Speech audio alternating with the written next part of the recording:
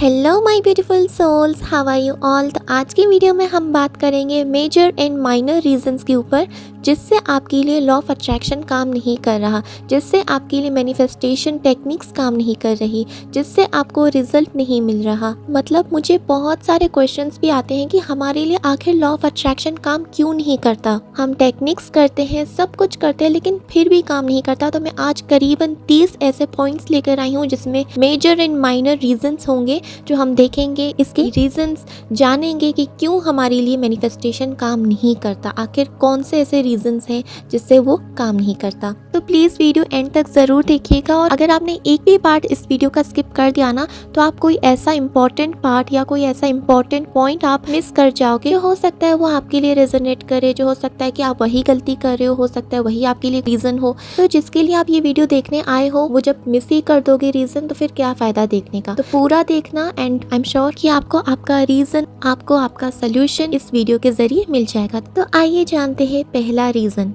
पहला रीज़न ये है कि आपके जो चक्रास होते हैं वो इम्बैलेंस्ड होते हैं या फिर ब्लॉक्ड होते हैं। तो इस वजह से भी हमारे मैनिफेस्टेशन पे इम्पैक्ट पड़ता है, हमारा वो गोल अचीव नहीं हो पाता। सपोज आपके बॉडी में से सारे चक्रास ब्लॉक्ड हैं या फिर इम्बैलेंस्ड हैं, तो भी मैनिफेस्टेशन काम नहीं करेगा। या फिर सारे बैलेंस्ड है बट उनमें से एक या दो इम्बैलेंस्ड है या फिर ब्लॉक्ड है, तो भी आपके लिए मैनिफेस्टेशन काम नहीं करेगा। बिकॉज आपको आपके चक्रास पे वर्क करना बहुत इंपॉर्टेंट है। और इसके लिए अगर आपको वर्क करना है और जानना है कि कैसे पता करें कि चक्रास ब्लॉक्ड हैं और कैसे उनको एक्टिवेट करें, बैलेंस करें, तो इसके लिए आप यूट्यूब पे सर्च कर सकते हो। बहुत सारे सोल्यूशंस हैं, बहुत सारी वीडियोस हैं, तो आप उसे देख सकते हो एंड फॉलो कर सकते हो। पढ़ते हैं दूसरा रीज़न। दूसरा रीज़न है मिसबिहेविंग, यानी कि आप अपने पेरेंट्स को, अपने फ्रेंड्स को, अपने क्लोज्ड वंस को, अपने रिलेटिव्स को, फैमिली मेम्बर्स को या किसी भी लोगों को अगर आप बहुत ही गलत तरीके से जवाब देते हो, उनसे मिसबिहेव करते हो, गलत ट्रीट करते हो, काफ़ी रूडली बात करते हो, तब भी आपके लिए मैनिफेस्टेशन काम नहीं करेगा। रीज़न नंबर 3, अगर आप अपने विश के बारे में नेगेटिव या गलत सोचते हो या बोलते हो कोई भी मैनिफेस्टेशन मेथड या टेक्निक करने के बाद, तो भी आपकी विश मैनिफेस्ट नहीं होगी, तो भी आपको रिजल्ट नहीं मिलेगा। Reason number 4, not taking actions.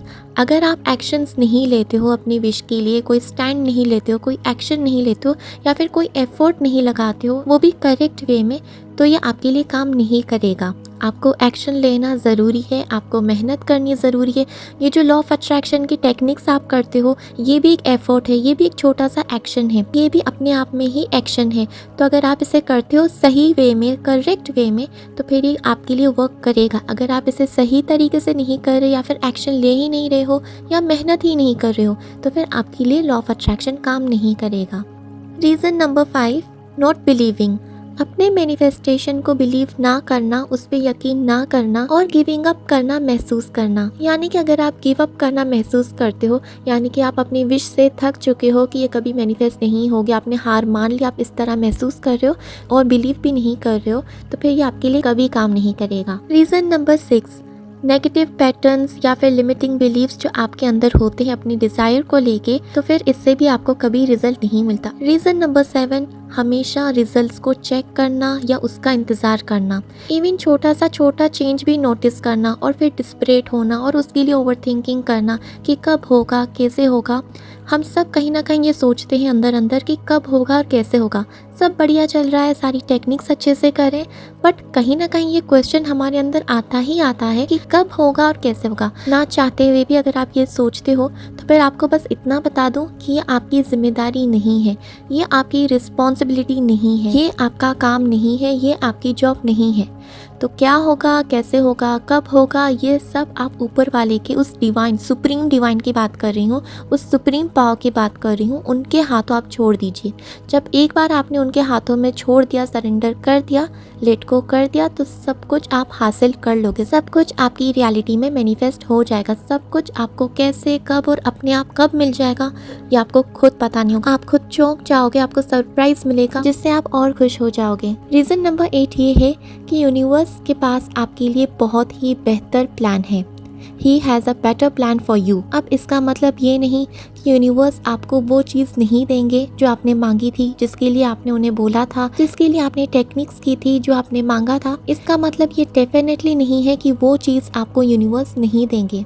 वो चीज़ आपको मिलेगी, बट वो आपको एक बेटर वे में मिलेगी, या फिर यूनिवर्स उसको रिप्लेस करने की किसी अच्छी चीज़ या किसी बेहतर चीज़ से, या फिर वो आपको और बेहतर करके देंगे बेहतर वे में। ठीक है, तो आते हैं रीज़न नंबर 9 पे।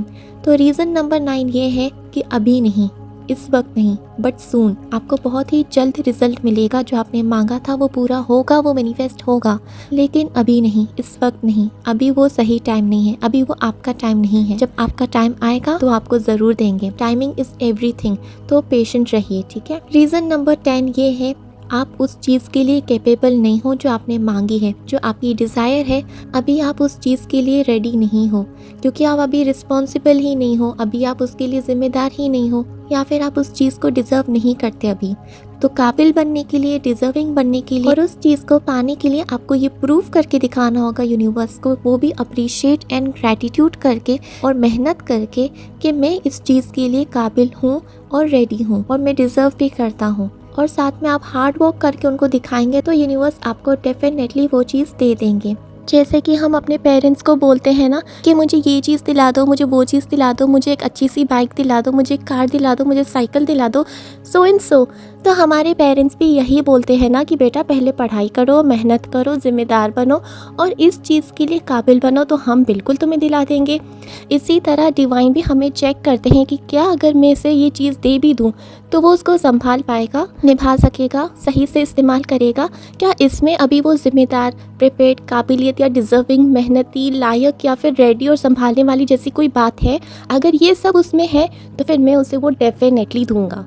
रीज़न नंबर 11, आप अपनी डिज़ायर के लिए मेंटली अंदर से अभी तक रेडी नहीं हो। आपको वो स्टिल चाहिए, आपको वो चीज़ बैडली चाहिए, बट अंदर से आप मेंटली रेडी नहीं हो उस चीज़ के लिए। आप बहुत कंफ्यूज्ड हो और बिल्कुल भी रेडी नहीं हो, बिल्कुल भी आप तैयार नहीं हो, ना ही प्रिपेयर्ड हो। तो इस वजह से भी हमारी मैनिफेस्टेशंस में बहुत रुकावटें आती हैं एंड वो मैनिफेस्ट नहीं होता। रीज़न नंबर 12, लूजिंग फेथ, यानी कि जो आपका भरोसा होता है वो डिक्रीज हो जाता है, वो बहुत ही कम हो जाता है जब आपकी कोई मैनिफेस्टेशन पूरी नहीं होती, या फिर आप उस चीज़ के लिए इतना डिस्परेट हो, उसको पाने के लिए इतना डिस्परेट हो कि आप फिर थक जाते हो अंदर से, आप मेंटली टायर्ड हो चुके होते हो उस चीज़ से, फिर आप गिविंग अप फील करते हो। आपका जो भरोसा होता है वो डिक्रीज हो जाता है, वो कम हो जाता है, एंड देन आप उस चीज़ को मांगना छोड़ देते हो, उसके लिए एफर्ट्स लगाने छोड़ देते हो, उसके लिए एक्शन लेना छोड़ देते हो, उसके लिए हार्डवर्क करना छोड़ देते हो, और उस चीज़ को लेकर आप इतना थक चुके होते हो, मेंटली टायर्ड हो चुके होते हो, बोर्ड हो चुके होते हो, वो चीज़ आपके लिए काम नहीं करती। तो ये भी एक रीज़न है। Reason number 13, confusion and no clarity, यानी कि आप अपनी डिज़ायर को लेके बिल्कुल भी श्योर नहीं हो, ना ही क्लियर हो, यानी कि बिल्कुल भी क्लैरिटी नहीं है। एंड आप सबको पता ही है लॉ ऑफ अट्रैक्शन में सबसे पहला स्टेप यही है, क्लैरिटी। अगर क्लैरिटी ही नहीं होगी तो बंदा कैसे मैनिफेस्ट करेगा? दिमाग को क्लियर करना बहुत इंपॉर्टेंट है एंड यूनिवर्स को भी क्लियरली बताना बहुत इंपॉर्टेंट है। जब हम खुद ही अंदर से कंफ्यूज्ड होंगे तो यूनिवर्स को हम कैसे बता सकेंगे, कैसे एक्सप्रेस कर सकेंगे कि हमें क्या चाहिए? क्या हम उस चीज़ को लेके श्योर भी हैं? काफ़ी ऐसे लोग होते हैं जो बहुत कंफ्यूज्ड होते हैं, बहुत कन्फ्यूजन होता है उनको और क्लियर नहीं होते कि उनको चाहिए क्या, not even able to decide कि उन्हें क्या चाहिए। तो ये भी एक रीज़न है। रीज़न नंबर 14, लो वाइब्रेशंस। अगर आपके वाइब्रेशंस हर समय या फिर दिन में आपने कोई मैनिफेस्टेशन टेक्निक कर ली, उसके बाद 10 मिनट बाद, 20 मिनट बाद, आधे घंटे के बाद या पूरे दिन आपकी वाइब्रेशंस हर वक्त लो रहती हैं, या फिर अगर आप स्ट्रेस में रहते हो किसी और चीज़ को लेकर या अपनी डिज़ायर को लेकर, 24/7 इमोशनल रहते हो, पास्ट की कोई ऐसी चीज़ जिस पे आपको रिग्रेट होता हो, गिल्ट फील होता हो, तो इस वजह से भी आपके लिए कुछ काम नहीं करेगा। Reason number 15, fearing, doubting, complaining. ये जो 3 मेजर चीज़ें हैं ना, ज़्यादा इफेक्ट इनका ही होता है मैनिफेस्टेशन पे। कैसे? अगर हम सेल्फ डाउट करते हैं तो आप ये डाउट क्रिएट करो। एक तो आप खुद पे डाउट कर रहे हो, अपने प्रोसेस पे डाउट कर रहे हो, और साथ ही साथ आप उस सुप्रीम पावर पे भी डाउट कर रहे हो, उस शक्ति पे डाउट कर रहे हो जिसके लिए आपकी विश, आपकी प्रॉब्लम, आपकी सिचुएशन चींटी से भी छोटी है, बिल्कुल छोटी, और वो चाहे तो एक पल में पूरा कर सकता है। एंड फियर की बात कर रही थी, जो डर होता है मैनिफेस्टेशन को लेके कि अगर ऐसा नहीं हुआ तो, ये जो अगर होता है, ये जो डर होता है ना, वो डर को ही अट्रैक्ट करता है। ये लॉ ऑफ अट्रैक्शन का लॉ है। और जो मैं बात कर रही थी कंप्लेनिंग की, अगर आप बार बार कंप्लेन करते हो यूनिवर्स को कि मेरा ही लक ऐसा क्यों, मेरे साथ ही ऐसा क्यों, क्यों मेरे लिए कुछ काम नहीं करता, मेरी किस्मत ऐसी क्यों है, मेरी किस्मत कितनी ख़राब है, आप बार बार कंप्लेन किए जा रहे हो, मेरे पास ये नहीं है, वो नहीं है, ये काम नहीं कर रहा, वो काम नहीं कर रहा, इसी तरह कंप्लेन और शिकायतें करते हो, तो आप यही एनर्जी यूनिवर्स में भेजो जो कि है नेगेटिव एनर्जी। तो अगर आप ऐसे करते हो तब भी आपके लिए मैनिफेस्टेशन काम नहीं करता। आते हैं रीज़न नंबर 16 पे। तो रीज़न नंबर 16 है डूइंग और फॉलोइंग बैड थिंग्स। अब मैं यहाँ पर आप लोगों को एग्जांपल बताऊंगी कि वो कौन सी चीज़ें हैं। देखिए, अगर कुछ आप बुरा करते हो, कुछ बुरी चीज़ों को फॉलो करते हो, नेगेटिव चीज़ें देखते हो, नेगेटिव चीज़ें बोलते हो, सोचते हो, सुनते हो, महसूस करते हो, तो फिर आपकी विश मैनिफेस्ट नहीं होगी। रीज़न नंबर 17 है negative self talk and gossiping with others. यानी कि अगर आप नेगेटिव सेल्फ टॉक करते हो, अपने साथ ही कुछ नेगेटिव बातें करते हो अपने डिज़ायर को लेके, तो फिर आपकी विश मैनिफेस्ट नहीं होगी। एंड गॉसिपिंग की बात करूँ तो ज़्यादातर हम लड़कियां ही गॉसिपिंग करती हैं, राइट। हम सब बहुत सारे गॉसिप्स करते हैं, चाहे व्हाट्सएप पे हो, चाहे कॉल पे हो, चाहे लाइव किसी से बातचीत कर रहे हो अपने दोस्तों के साथ, अपने क्लोज्ड वन के साथ, अपने क्लोज फ्रेंड के साथ। तो अगर आप दूसरों की गॉसिप करते हो, किसी के पीठ पीछे किसी के लिए बुरा बोलते हो, किसी की बैक बाइटिंग करते हो, बैक पिचिंग करते हो, तो फिर ये आपके लिए काम नहीं करेगा। तो रीज़न नंबर 18 ये है कि आप अपने गोल्स के बारे में किसी दूसरे के साथ डिस्कस करते हो और शेयर करते हो। इसका एक गलत इम्पैक्ट पड़ता है, इसका एक नेगेटिव इम्पैक्ट पड़ता है आपके मैनिफेस्टेशन पे, क्योंकि सबकी एनर्जी पॉजिटिव नहीं होती, सेम नहीं होती। तो जब तक आपका पूरा काम कम्प्लीटली डन नहीं हो जाता तब तक उसे अनाउंस ना करें। जब तक वो कम्प्लीटली काम नहीं हो जाता आपका तब तक आप प्लीज किसी को ना बताएं। रीजन नंबर 19 कार्मिक पीरियड। अगर आपका कार्मिक पीरियड चल रहा है तो प्लीज यहाँ पर आपको हीलिंग की जरूरत है, ठीक है। और अपने कर्मा को हील कैसे करना है इसके ऊपर आप सर्च कर सकते हो, यूट्यूब पे वीडियोस मिल जाएंगे आपको। यहाँ पर बस छोटी सी एडवाइस दूंगी आप लोगों को कि अपने कर्मा को हील करने के लिए सिर्फ होपोनोपोनो करें। Reason number 20 anger, jealousy and frustration. अगर आप बहुत ही गुस्से वाले इंसान हो, ज़िद्दी इंसान हो, जेलस किस्म के इंसान हो, हर बात पे नाराज़ हो जाते हो, बहुत ही फ्रस्ट्रेटेड रहते हो, डिसअपॉइंट रहते हो, मतलब शक्ल पे हमेशा 12 बजे रहते हो और हमेशा नाक पे गुस्सा चढ़ा होता है, इसका भी एक गलत असर पड़ता है आपकी मैनिफेस्टेशन पे, जिस वजह से आपका मैनिफेस्टेशन पूरा नहीं होता।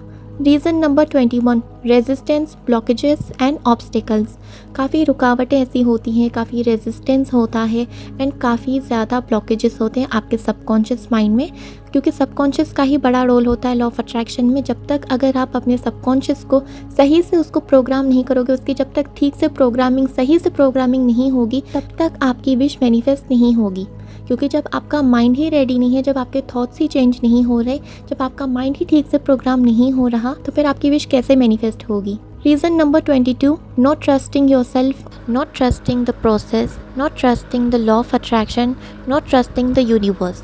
मतलब कि आप अपने ऊपर भरोसा नहीं करते हो, ना ही आप अपने प्रोसेस पे भरोसा करते हो, ना ही लॉ ऑफ अट्रैक्शन पे भरोसा करते हो, ना ही डिवाइन पे भरोसा करते हो। जिस भी गॉड का अगर आप मानते हो उन पर आपको भरोसा है ही नहीं कि वो चीज़ हमें दे सकते हैं, वो हमें हमारी डिज़ायर दे सकते हैं। बट ये भरोसा आपको अपने अंदर नहीं होता, ये विश्वास आपको अपने अंदर नहीं होता, तब भी हमारी मैनिफेस्टेशंस काम नहीं करती। Reason number 23 not having patience. हमेशा मतलब जल्दी में कोई सब्र नहीं, बस कैसे भी जल्दी से रिज़ल्ट मिल जाए, हमें हर समय रिज़ल्ट ही चाहिए। तो हमारा जो फोकस होता है वो सिर्फ और सिर्फ मैनिफेस्टेशन के बजाय, विश के बजाय रिजल्ट पर ही होता है, क्योंकि हम बिल्कुल भी पेशेंट नहीं होते। तो आपको यहाँ पर पेशेंस रखना बहुत इंपॉर्टेंट है। रीज़न नंबर 24 लैक पर फोकस करना। मतलब जो आप लैक करते हो बार बार अपनी मैनिफेस्टेशन को लेके, फिर आप वहाँ पर ही फोकस करते हो। और दूसरी बात, आप में कॉन्फिडेंस नहीं होता। मतलब काफ़ी ऐसे लोग होते हैं जो कॉन्फिडेंट नहीं होते अपने डिज़ायर को लेके कि ये तो मैनिफेस्ट हो ही नहीं सकता। उन्हें या ना तो भरोसा होता है, ना ही कॉन्फिडेंस होता है, तो फिर बिल्कुल भी आपके लिए काम नहीं करेगा। Reason number 25 leaving techniques in the middle.